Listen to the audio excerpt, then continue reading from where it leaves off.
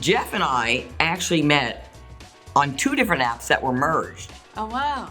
So talk about fate, kismet, belief system. I believe my late husband smacked him in the head and told him to, do that. Let's talk Tales.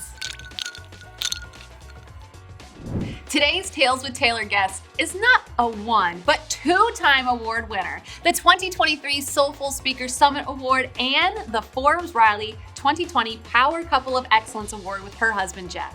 She is the unapologetic star of the Smart Dating Divas on YouTube, where she serves up real-life dating wisdom, spiced with a little sass and a sigh of, oh no he didn't. But what makes it even more fun is her partner in love and life and mischief, Jeffrey, joins the party, offering his witty male perspective infused with his strong spiritual foundation, keeping things juicy, real, and at times downright hilarious.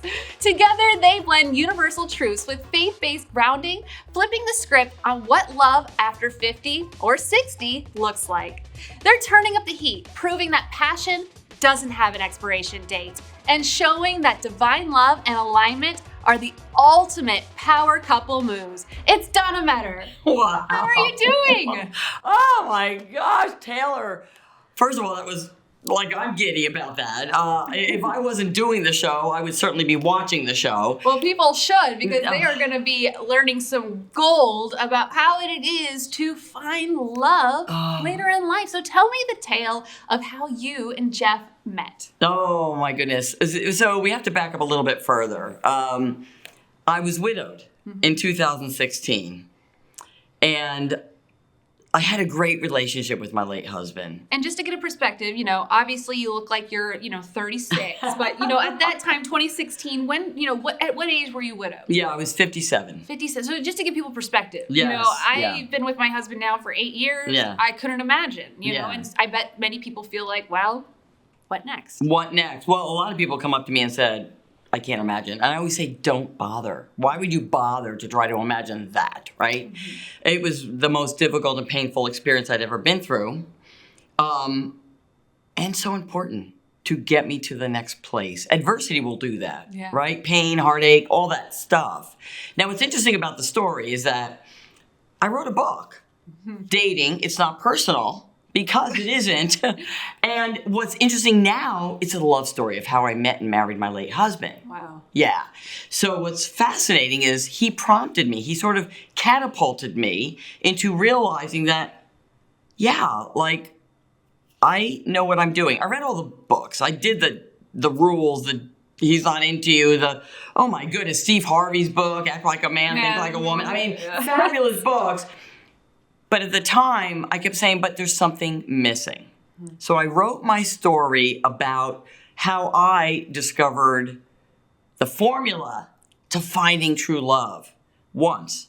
And then he passed away. Yeah.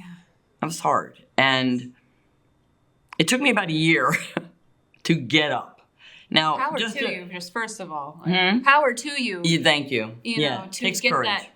that courage and perseverance to still live life. Yeah.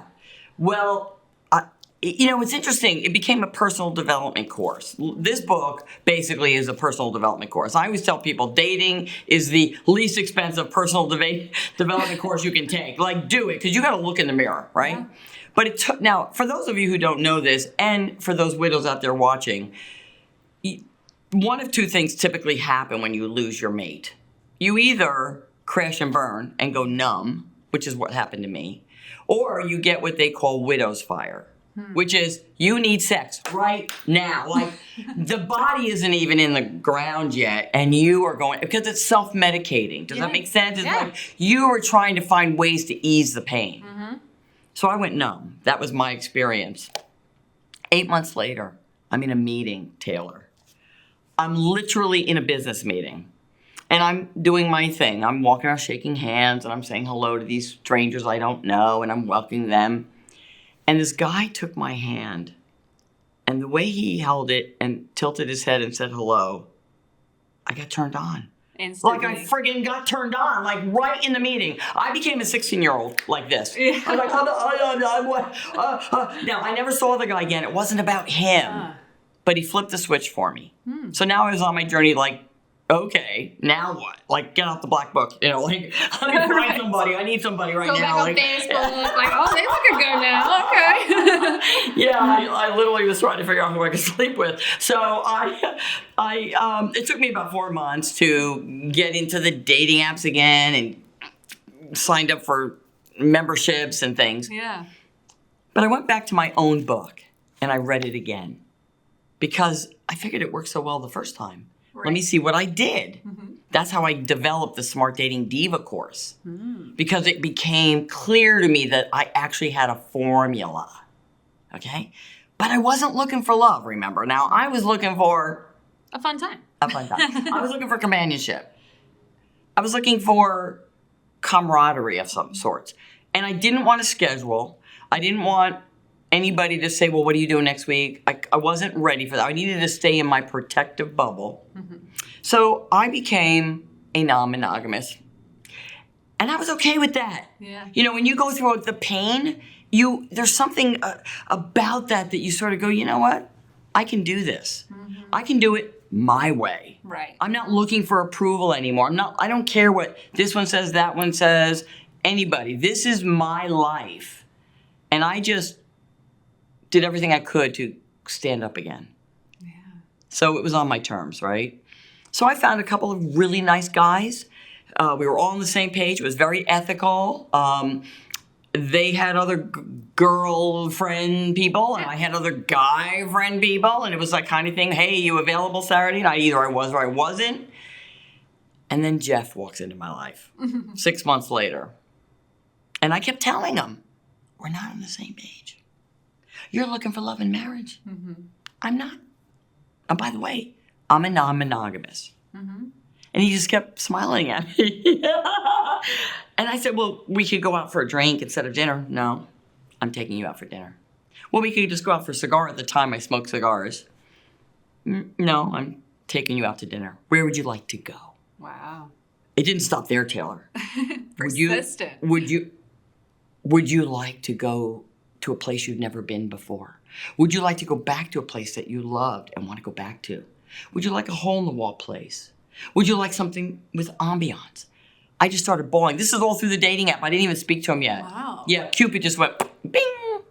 And I started bawling because it'd been 6 months since I had that kind of safety, Yeah. caring. Somebody who was aware of my experience. And I kept saying, but I'm a non-monogamous. He kept saying, yeah. On the second date, he was looking at me, and he had the thought, I want to spend the rest of my life with this woman. Wow. He was smart enough not to tell me. Yeah. Because I would have been... You'd be like, this guy's psycho. Get out of here. You know, Yeah. as a widow, you don't stop loving when your spouse dies. Yeah. I still love Pietro. Differently.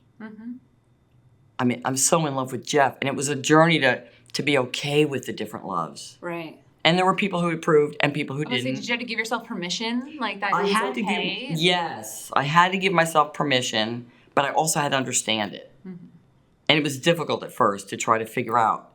To the point was, he kept taking me out. We went out on our 8th day. We'd been out 4 times. Now, that goes against my own rules. If I was looking for love and marriage. Yeah. But I wasn't.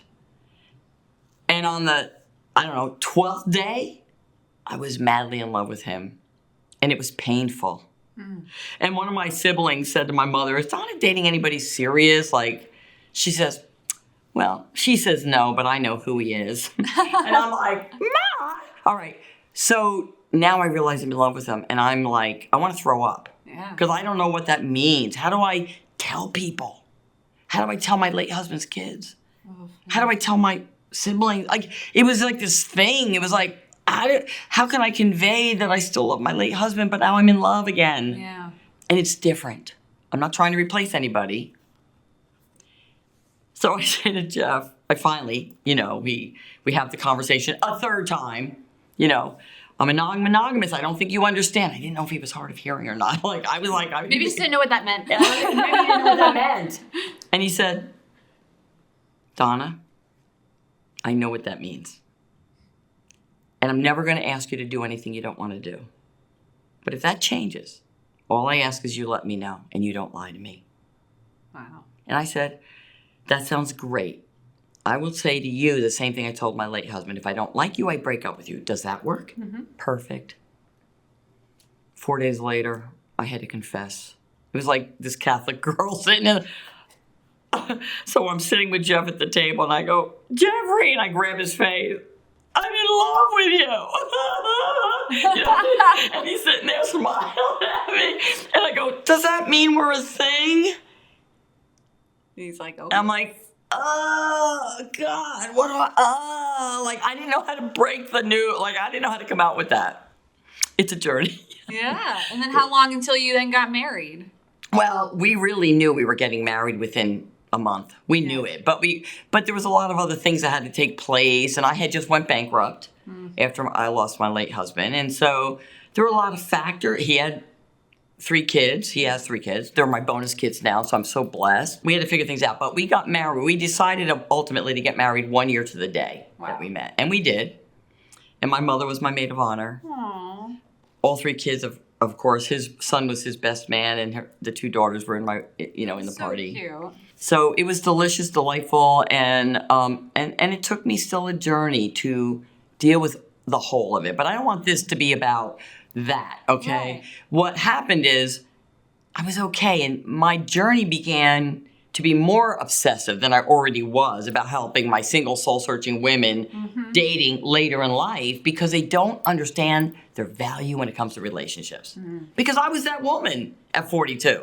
And then again at 57, I understood the code. I cracked it, right? Yeah. So I'm like, I got this. Now, how do you market it? So tell me, is the code just having the best profile picture on those apps? You know, hey, not that I need to know the code. Don't worry, Eric. I'm not inquiring for research-based purposes. It's for the audience watching. But what would you say is one of the biggest tips or aspects from your code that you see people not implementing? Too often, and this is true in life too, people start paying attention to what they don't want. Instead of what they do want. Well, they do say, whatever you think about, you bring about, and so. And I'm adamant about that. It's natural for me to think that way. I guide women that way because when we start focusing on what we don't want, and why am I attracting all these losers, and why am I doing this? Well, because you're focusing over there. How about we do a little shift? Yeah, mindset. And how about we step into our sexiness and get out there with what we have? Women, we're too busy not understanding our value. And what's amazing is I have a lot of successful women in corporate, in their businesses, right? But when it comes to relationships, man, they are like, where am I? Who am I? They are messed. They don't understand their value in relationships. Because you can be truly sexy after 60. You have wisdom. You have, so much going on. And you should, I would assume, know what you like more. But why do you think women, as they get older, there maybe is more of that hesitation or lack of value and worth? Great question, Taylor. Women, and people in general, but let's just talk about women. Yeah. They're carrying the baggage. You and I know we have to do the work. If it doesn't start with self, if you've been molested, if you've been raped, if you've been abused in some way, if you had a traumatic experience in something, and you're carrying that into your relationships, well, now you're stepping into the idea of dating with a fight or flight feeling instead of safety. So that's what I do. I help these women find their safety. I had a woman, my husband, Jeff, is my #1 fan. And we were online literally at a conference, and he starts talking to the woman next to us and naturally tells my wife wrote a book, and he started talking about it, and she's, well, I don't trust men. I don't trust them. She tells me a little bit of her story, and I listen. And then I say, in true New York fashion, because I am from the East Coast, do you mind if I share something with you about what you just said? It's very nice that you even asked, do you mind if I share? Normally you just kind of, an East Coaster, you just got to interject and just say. Yeah, I had to learn that because not everybody wants to hear it, right? Yes. She said, absolutely. I said, is it possible that you don't trust yourself to make the right decision? She goes, oh, you're right. We often want to play the blame game, and the victim is never going to win. I help these women shift and find their power. I want to serve and empower them. Victim is never going to win. The blame game doesn't work. Does that, that's... No, it's so true. It's Yeah. completely true. And most of the time when there is an issue, you got to look in the mirror. You got to look at yourself. Yeah. And a lot of times it is either your own fears or your own mindset. You're putting in conclusions about a scenario before even stepping into the scenario. I had a client this morning, actually, and she said, you know when I knew that I needed to divorce my husband? When? She says, I was going into the hospital for an operation, and he was worried because I was the breadwinner. I was the doer of the household. And he said, I don't know what I'm going to do without you. And so she said, you know what? Go home. It's fine, right? And then a friend of hers was there, and she handed her a rose. And she said to me, my husband should have been doing that. And I said, because I'm pro men, I love men, I adore men. They are so incredible. I am like, women, we hold it. We have the power. I said to this woman, if I can be frank with you, isn't it possible that you trained him that way? True, yeah. Okay? And she said, yeah. And I said, you trained him that way. And so now, isn't it us? We got to take responsibility for that. Yeah. Okay? Because too many women, I was brought up in the 70s, and we've been sold a bill of goods. I can bring home the bacon, fry it up in a pan, right? Yeah. And then all of a sudden, women's lib, and we don't need a man. And I say, you can do it alone. Why do you want to? Right. And every woman that comes to me, I say, would you be opposed to leaving space for the chase and allowing the man to step into his power because he wants to serve and support you? He wants to be there for you emotionally. He wants to be there for you financially. Are you letting him? Are you allowing him? And most times, Taylor, every one of them say, I want a man who wants to do that. Oh, man. Yeah, it's true. And I think about when, it's been a long time since I've dated or been dating. Yeah. But, I do feel like even just in the beginning, I've always was told, like, anything you tolerate in the first 2 weeks, you'll tolerate the rest of your life. Yes. And so it's like also like whatever you are teaching them the first 2 weeks, then that's now the norm of reality. And isn't this true with newborns, right? Yeah. If you do something 3 times in a row, that's it. You're locked in. Yeah. Now, I like to put it this way, based on what you just said. Watch out for the precedents you're setting. And I teach women before the 4th date. So we're talking the first 3 dates. Before the 4th date, whether it's a match or to bid them adieu. Yeah. Because, and be careful, if you set precedents, oh, you don't have to pick me up, I'll meet you there. Oh no, I'll pay half. Oh no, you start doing that, you're locked in. You're locked in, yeah. You're locked in. So be very careful about what, the old saying, you say, be careful what you wish for, right? Yeah. Same thing. Yeah. So I'm helping women have clarity about what they say they want. I want to help them get what they say they want, which is often very different from what they're actually doing, right? Right. Yeah. We think, oh, I'm being so cool and easy by saying, oh, I'll pay for my half. And then, later down the road, you're like, why doesn't he ever pay? And it's like, because you put a precedent You out set a precedent. that you are an independent woman who's Right. going to take care of herself. And now all of a sudden you want him to change, Yeah, it's so true. We did an episode on that, Jeff and I. Yes. And he brought out an amazing point, which is why I love doing this with him. He said, ladies, if you do not allow the man to pay, then you are not going to find out what his values are. You're taking that away. A true alpha male who wants to serve and support his woman. And by the way, it works both ways, right? We're there to support each other. We want to see each other grab and accomplish the goals in life, right? It's not about knocking down, it's about supporting.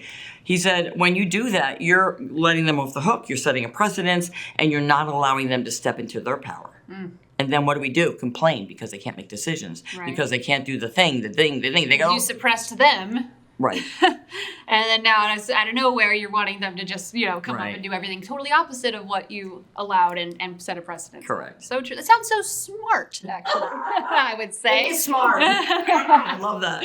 And so I'm here with Donna Meador enjoying a martini cocktail as your favorite cocktail. So what is it about martinis you love so much? It's really good, actually. That's pretty good. And I'm actually trying to not drink anymore. First martini, by the way. So there you go. You're giving me my first martini. Oh, how fun. Yeah. Well, I like dirties. Here's what happened. The very first Saturday night, I went out with a couple of girlfriends to try to get back out there after Peter passed. And we went to a bar. And somebody got a dirty martini. I had never seen one. I'd never heard one. I never tasted one. And I tasted it, and it was disgusting. And I thought, perfect. That's a perfect drink to get because I'm not going to like it. Oh, and I'll only drink one. I mean, does that not help me? That's actually very smart. I was being really smart. That's very smart. And then I start to like it, and I could put 3 of those down. And by the way, it's like pure gin. So, or vodka. I like gin. But it's gin. Yeah, no, I know this is, yeah. But, so I sort of, that was sort of funny. But that's what started me on the dirty martini trail. Now, that's really smart, though, to pick a drink that you don't really like. So then hopefully you're less likely to drink it. Yeah. To keep drinking, you want to be social and things like that. Yes. But you don't want to be off the track and you don't want to get sloppy. That's just not sexy. Is that a good, tip for dating too? Is to control your alcohol levels, especially in the beginning? Yeah, 100%. Yeah. I have I have a formula, but 100%. Dating is fun. Dating is a ball. After I did the research, it took me about a year and a half to get to write the book because I finally figured out what I was doing. My bonus daughter said to me, Donna, you did like a synopsis. She said you did the research, you put it to the test, you documented your results. Right. I know I did, didn't I? That's scientist. Right. Scientist Donna right here. Yeah, so that's one of them. Like, you don't want to get sloppy. Mm-hmm. And I guide, serve, and support women who are dating later in life who are looking for a long-term relationship. Right. Or marriage. I'm not here to help you just go out and have a fling, have a booty call. You can do that on your own. You don't need me for that. But those who want companionship that can actually last and be supportive of each other. And, I'm sure it's different. Like I said, I'm 35 years old. I've been married to my husband for 8 years. We've been practically together for like 15. Yeah. And so for me, it's like I'm so curious about the dating world too, because I'm like, I have no idea. I've never opened a dating app. I wouldn't even know, And so it's just like, is there a favorite dating app? Like, what would be a dating app for people, of older ages? Well, first of all, technology just hasn't coming out like this. So, you try out a few, you sign up. Usually they have freebie versions. Mm-hmm. I was on OkCupid. OkCupid kind of gamifies things. So when I was bored at night, it was sort of fun. And again, it's been now, 7 years, right? But at the time, it was really fun because you could answer all kinds of questions: religious, social, political, belief, all kinds of things. Quizzes and things like that. And then what would happen is if you matched with somebody or you saw somebody you like. Now, I'm always an advocate of the man reaching out first. Okay. But sometimes you're bored, so you poke somebody or whatever. If you want to see the answer to the question and you haven't answered it, OkCupid won't allow you to. That's the way it used to be. That's cool. Yeah, that's cool. So then you go back and answer the question if you want to see their answer. Got it. Jeff and I actually met on 2 different apps that were merged. Oh, wow. So talk about fate, kismet, belief system. I believe my late husband smacked him in the head and told him to, do that. So I was on, I think he was on Silver Singles, and I was on Our Time. These are for people in their 50s or older, right? Okay. And we connected, and I actually wrote in there, I'm on this app for 1 more week and I'm out of here, so I'm not renewing. I did a 6-month stint. So he had to get my attention the first time. Apps, the way it works, since you don't know Taylor, I don't know. is if somebody reaches out to you, they can't do anything other than send you an email. Okay. Like, they can't call you, they don't know your real name if you don't give it to them. So you're safe. Okay. And if you don't respond, que sera, sera. Okay. And Jeff wrote a thesis. He said, ooh, she's a writer. She loves words. Oh, yeah. Okay. So he addressed everything in my bio. Oh, wow. Everything. I was like, shows that he read and paid attention, and is someone who's going to pay attention. That was a turn on, I'm not going to lie. Yeah. So most men don't read bios because men are visual. Mm-hmm. And that's why we love them. We love them to be visual because we want that, because we're only going to pick for the ones who are interested in us. Yeah. And that's why I'm a big advocate. And that's a big tip right there, gang. If you are reaching out to somebody, then are you really wanting to be cherished, to meet the person that's drooling over you, right? So the way you divide that up, the way you because you can't reach out to everybody. Right. It's like resumes. I mean, you got to figure out a way to Filter somewhat. Filter. Yeah. And the way you figure out how to filter is pick from the ones who are reaching out to you. Those ones at least know that they're attracted to you. Yeah, they they're think you're interested. beautiful. They think you're hot. There's something about your something or other that's just turning them on. That's where we start. And I'm a big believer of that. That's a good start. And you mentioned that you think it's best for the male to reach out to 100%. the woman. Okay, because I know that there's an app where it's the opposite. I believe my cousin actually is getting married. Someone that met on one of those opposite apps. Yeah. The woman had to say something first. Right. Well, it's kind of a fallacy. Okay. Can I give you fake news about this? I don't know. Yes, this is your show. Yeah, a little fake news right there. Because I dated a guy on that app. Okay. And what happened was he told me, because we became friendly, he was one of my guys, right? And he says, yeah, I just said yes to everybody. Yes, yes, yes, yes. So when they clicked it, of course you're a match. Got it. So it's a bit of a fallacy to be aware of. It's great that it worked out for your cousin. Yes, my cousin. And that brings me to the point. If we focus on what we want, does it really matter how we're going to meet somebody? Whether it's in person, whether we go to the grocery store, whether we stop at the gas station. It doesn't matter. And people go, well, I want it to be organic. I'm sorry, how many, I don't know, millions of people are on dating apps?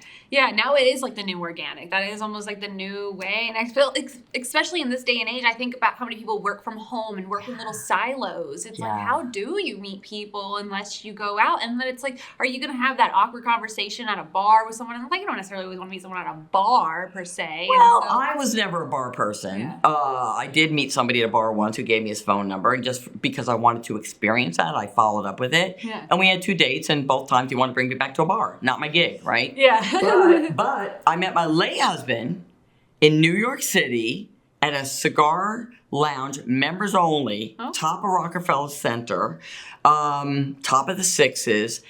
That's where I met him. Never saw the guy coming because why? I was networking. Yeah, you weren't thinking it. Well, that's sometimes the best. Like I know with my husband and I, we worked with each other. And honestly, when I became single, I wanted to find every reason not to want to be with him. You're So right. I was Yeah, just good like, luck. I was like, I'm gonna find something. There's gonna be something wrong with this guy that I just don't like. We're good friends, but no, there's gonna be something. And no, the worst case is he leaves like cabinet doors open. Yeah, right. Yeah. No, and you know what? I did the same thing with Pietro. Yeah. He was 12 years older than me. Everybody else I dated had been younger. Yep. And I kept trying to figure out, because I knew him for 2 months networking. Yeah. So I'm going, all right, I got to figure out, I couldn't figure out why I shouldn't go out with him every time he asked me. I'm like, there's got to be a reason why I should say no. And it took me, and this is another big tip, ladies. It took me, so I networked with him for 2 months. Mm-hmm. Never had the attraction. It wasn't like I was interested. I was dating. Yeah. And then he asked me out. And I was like, huh? You mean like on a date? And I was like, okay. I mean, okay, he was off the boat Italian. How debonair is that, right? Okay. So we went out on a date. He's like, what are you looking for? Actually, it sounded like, what do you want? Yeah. And I said love and marriage because I figured it wasn't going to be with him, but that's what I was looking for. And here we are. I married him. I mean, I never saw him coming. I didn't look at him that way. Mm-hmm. But once he presented and we went out, and he's talking Italian, and he's got the menu, and he's ordering in Italian. Oh, and then he orders a bottle of wine. And at that time, I hadn't drunk in 25 years. Okay. I was on a spiritual journey, and he ordered a bottle of wine, and I went, a whole bottle? It must have been a great bottle, too. He was laughing. Yeah, probably, right? Italian red, of course. Exactly. My Italians, they know their wine. And it was so funny because he got the biggest kick out of that. Like, baby, it's only 2 glasses each. Meanwhile, one sip and my knees were getting weak, Right. But, there are things that we can pay attention to. Mm-hmm. And does love at first sight exist? Yeah. Mm-hmm. But does it have to exist? No. Mm-hmm. I had no idea this. Maybe my higher self knew. Right. But I liked him. And the same with Jeff. I mean, I went out with him because he was nice and he was aware and he was compassionate and had empathy, right? And I kept telling him we're not on the same page. And so you see where that got me. Okay. So we're married like 6 years now. But persistence. That was kind of me. Once I realized I liked Eric, I was like, hey, we should go out. We should date. I was actually the one who really initiated. And he's like, no. He was the one who constantly said no.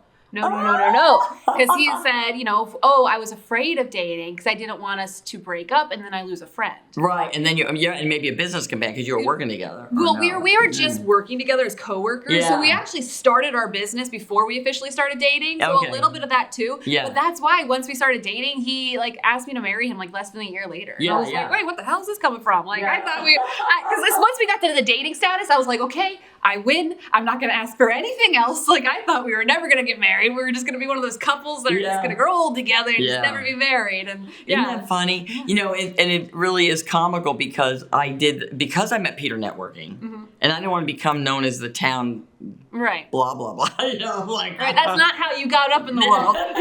Exactly. I tried to break up with him, and it was a moment. It was a moment because I just think I don't know, we're entering a territory here, and we're still networking together, and then somehow it all smoothed out the same dinner, and then we were all. And he said, "Can we never go through that again, please?" And I'm like, "Okay." Yeah. Now with Jeff, which is really funny, he obviously was all in from day 2, right? And when I realized I fell in love with him, all bets were off. Again, and then my journey. But he was so supportive of this journey I was going through. It takes a special person to be able to step into a role of a widow or widower. Yeah. And he was just so supportive every step of the way. I never made him feel second. Yeah. He never asked me to choose. There was no choosing. In fact, we even live in the same house I bought with Pietro. Wow. So now we always make it our own, but I never wanted him to feel like I was putting him behind Peter. And he never made me feel like he was putting me behind his children. Wow. And this is big as we date later in life. There is part of that. I can imagine children just add a whole other equation to what's going on. They do. And they now know that by Dad putting me first, they all win. They all won because it's such my heart they're my kids. And so I want to spoil them and I want to do more for them. And if Dad was putting them first, it wouldn't have worked out that way. Yeah. Right? So there's all of that. So true. Plenty of things. They're in their 30s. Yeah. Still, though, they're always kids. They're always going to be children, at the end of the day. And Dad was a single dad for 20 years. Wow. And there was a lot of combustion, if you will, between him and his ex. Now we all get together for Thanksgiving. It's lovely. We all hang out because I'm all about love. I'm all about focusing on what I want, not what I don't want. Right? One big happy family. That is so lovely. I don't even go back to my family for Thanksgiving. Yeah. Well, we're all here in Arizona, so yeah. Well, that's great for No, mine are still back east, so yeah.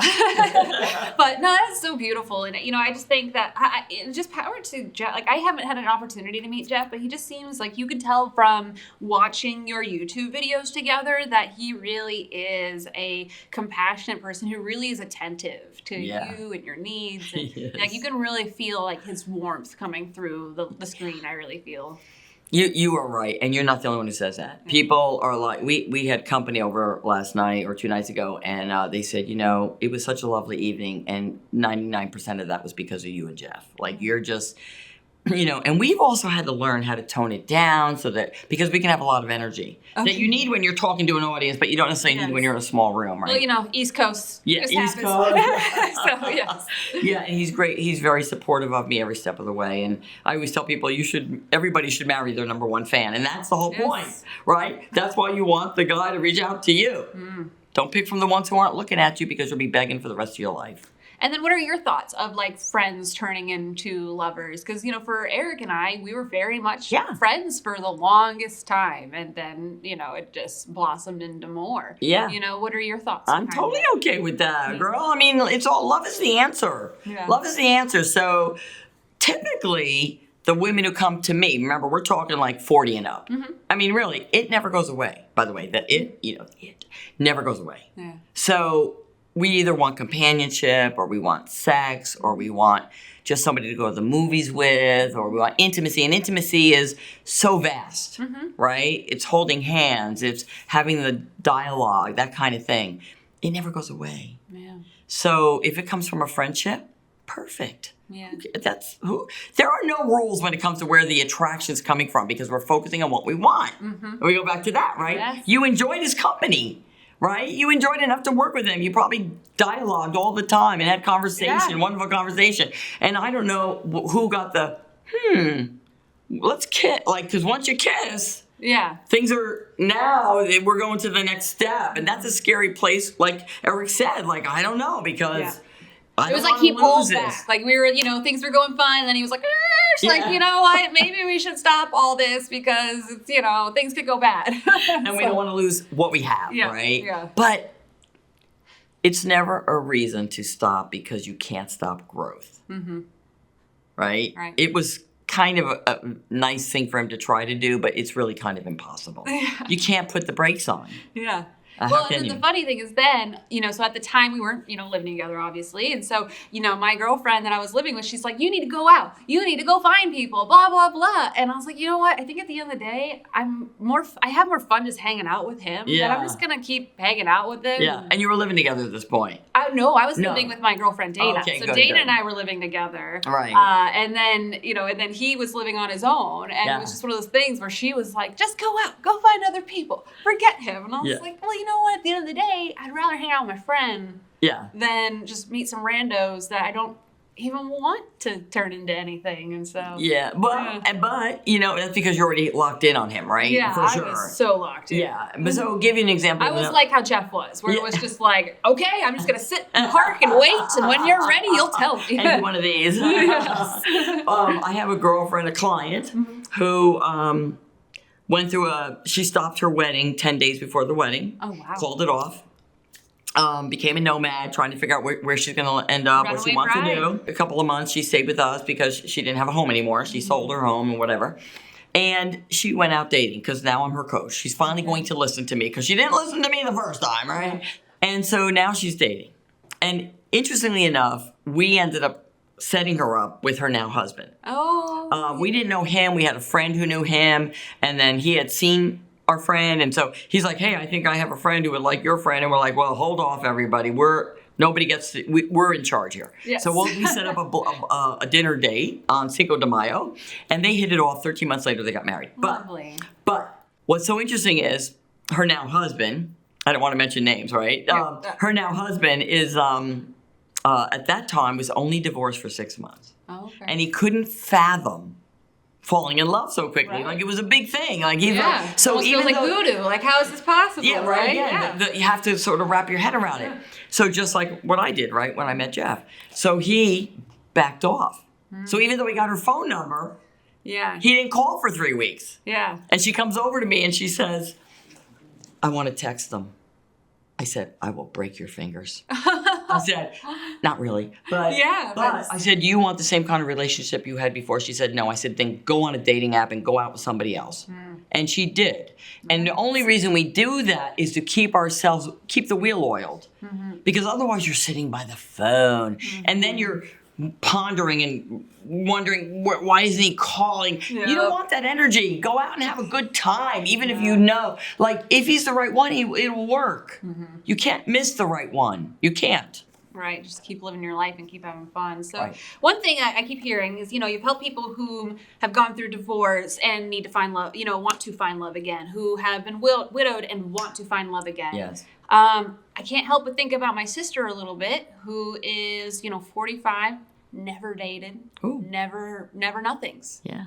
How would one get started there? And she's a scientist, so works in a lab. Yeah. In a very much silo, It doesn't sound like she wants to get started. Yeah. And those are not my people. Like, I'm not here to tell people to date. If you're happy by yourself, and there are plenty of people. So what if they're not happy What if they're not happy by themselves? Then they send them to my YouTube channel. Okay. So that what's happening, this is so cool. Jeff has been calling me a pre-dating coach for years. Okay. Okay. Now, we didn't wrap that into the branding, did we, Taylor? I mean, So I told you I just started literally last month my membership. So smartdatingdivas.com. They can take a look at that membership. Smart Dating Divas. Yeah, thank you. I love that. And so it's only a month old. I got 4 members in there. It's exciting. One's in Germany. Nice. One's in Ireland. tour in the States. So that's fabulous. You're here in Arizona, but you don't need to be in Arizona to be a part of this, No. this membership in this community. You can be literally anywhere in the world and be able to obtain this advice because really when it comes to people, it's all the same. It's all the same. It's all Hearts the same. don't change, whether it's an Italian heart or it's an American heart. You know? Yeah, right. And so I'm very clear about my demographics, right? My smart, single, soul-searching women, dating later in life. I mean, I'm pretty clear. So people will sift themselves out and sift themselves in, and it's beautiful. Yeah. But what was fascinating to me is 75% of them, 3 out of the 4, told me that they weren't sure they wanted to date.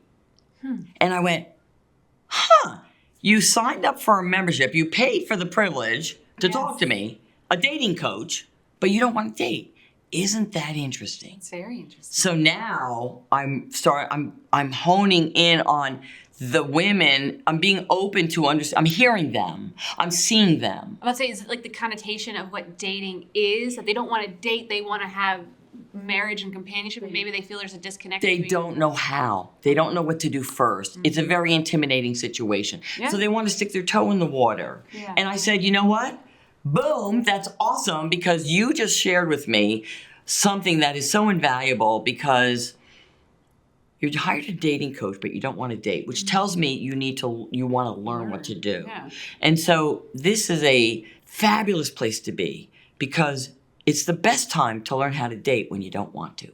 Because now we're not emotionally involved. That's true. We don't really have any kind of emotional goal of like, I need to reach this. Right. Because, they can be open to hearing what I share with them, what I did, how I did it. There is a membership. They're all talking in there. Hey, is a Zoom date okay? You know, like all this conversation. Yeah, it's such a different world. Like, it's almost like terrifying. Like, Eric better not die first. Like, I just say, he better not die first. My God. Yeah, You're not allowed to. No, it's, like, I just don't even know. Like, and I'm one who's always, like, ever since I was a little girl, like, I always would, Boy Meets World ruined me. I just saw, like, ruined you? Boy Meets World. Remember that show with, like, Corey and Topanga? They met in, like, elementary school and then get married and such. So that show ruined me as a child. I grew up in the 70s. What are you talking about? The 90s? 90s. Yeah. So, like, you meet your high school sweetheart and you're supposed to get married. So I, like, all throughout, my, young years had, like, relationships for, like, 6 months, a year. Plus, I've always had, like, longer, like, relationships.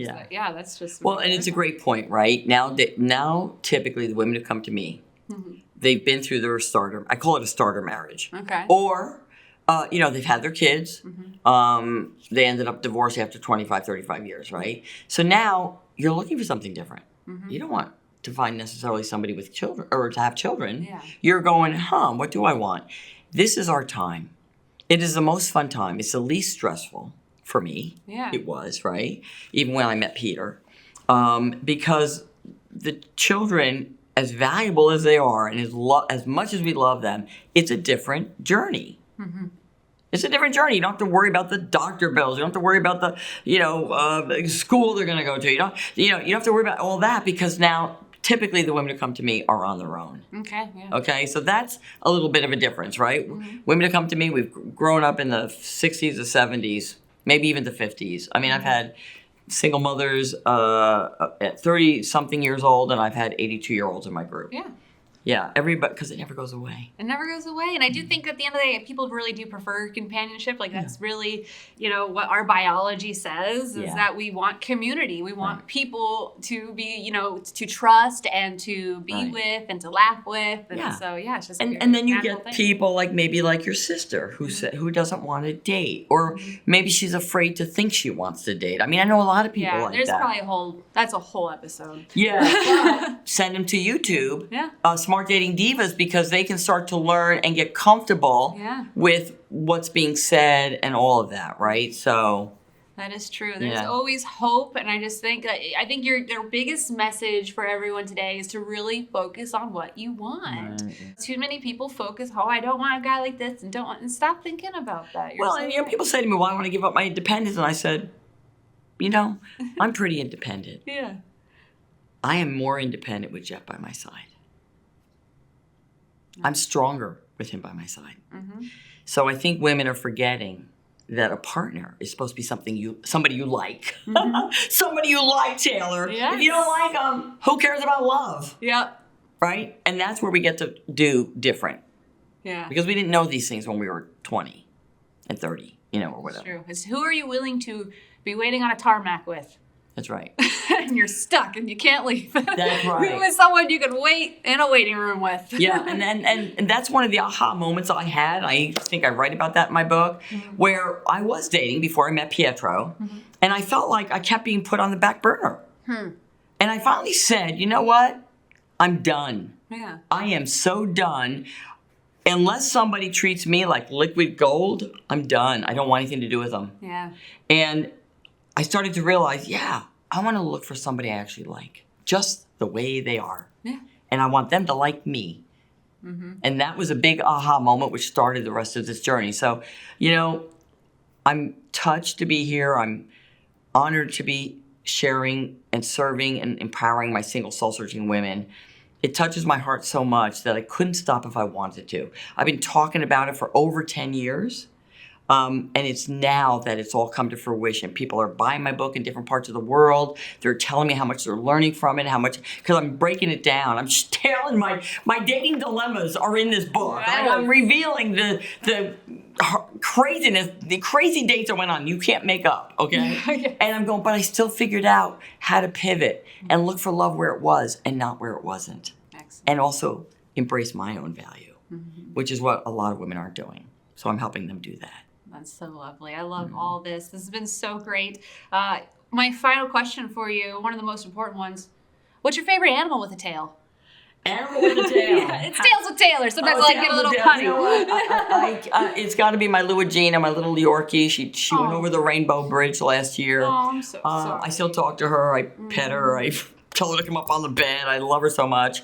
And so I would take dogs. That's My little Yorkie was but she'll live forever on social media, and she's always a part of my life. And so we're gonna leave it at that. But there's no more right now. No tails in my house, because Jeff and I are on a mission. It requires us not being committed to a schedule of walking and taking them out Picking and up poop, picking them scooping up, up and poop, yeah. So we're dog free right now, but we're on a mission. That's excellent. Yes, you are on a mission to help bring more love into the world, I feel. And so for those of you that are, looking to date later in life, or really just looking, I feel, to build your confidence in yourself, definitely take a look at Smart Dating Divas. Join the community. So, and how else can people stay connected with all the amazing things you're doing? Right now, it's going to be Smart Dating Divas /ABC, or smartdatingdivas.com/ABC, and then they can get my free guide of the 3 foundational pillars that I use to find true love, not once, but twice. And so then they will be connected. Excellent. We will make sure to put all of those links in the show notes. So make sure you're on tailswithtaylor.com, scroll down, and you can get all those links on the show notes. So that way you can also find more love in your life. Thank you so very much for taking time to come to the studio, and cheers. Cheers. Thank you for having me. Thank you for watching Tales with Taylor. Please make sure you like and subscribe to the Financial Potion YouTube channel to never miss an episode.